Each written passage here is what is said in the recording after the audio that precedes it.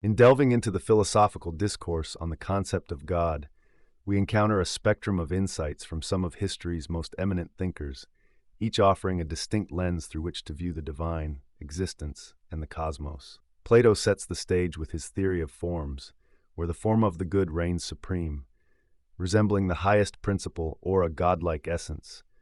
This ultimate form illuminates the realm of the forms, underpinning truths, beauty, and justice. Plato envisions the material world as merely a shadow of a more real, immutable realm of forms, with the good as the ultimate source of all that is intelligible and existent. Aristotle builds on this metaphysical inquiry with his concept of the unmoved mover, a being of pure actuality that initiates motion and change in the universe without itself undergoing any change. This being, transcending physical existence, engages in aneternal contemplation of its own essence, acting as the final cause that all things naturally aspire to. Aristotle's God thus emerges not as a creator in the conventional sense, but as the ultimate rationale for being and the cosmos's inherent order. René Descartes takes a methodological path to affirm God's existence, positioning it as a keystone in his philosophical structure. For Descartes, God is infinitely perfect, the source of all truth, and the foundation ensuring the reliability of human reason. This conceptualization places God at the epicenter of Descartes' epistemological exploration, securing the possibility of certain knowledge and the world's coherence. Immanuel Kant navigates the divine terrain from the critical perspective of human cognition and morality. Kant argues that God's existence, while unknowable through speculative reason, is a necessary postulate within the moral sphere.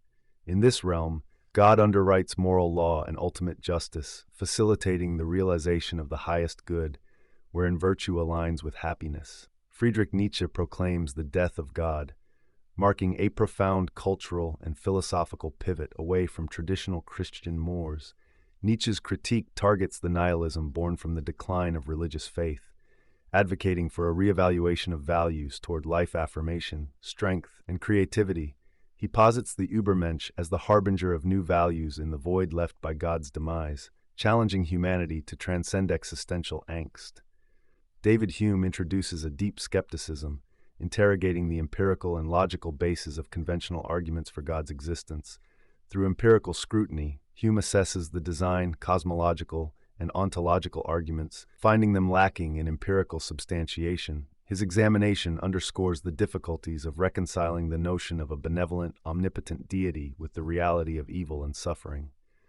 Baruch Spinoza adds a unique dimension to this discourse with his pantheistic view, as outlined in his work Ethics. Spinoza identifies God with nature itself, arguing against the traditional theistic view of God as a separate, personal deity. In Spinoza's framework, God is the singular substance of which everything in the universe is a mode or expression. This perspective sees God not as a creator distinct from the universe, but as the very essence of existence, an infinite and immutable presence permeating all. Spinoza's philosophy challenges us to reconceive divinity and our relationship with the natural world, promoting a vision of God as the underlying reality of all that exists. Together, these philosophers, spanning from antiquity through to the modern era, enrich the philosophical dialogue about God, the universe, and humanity's role within it.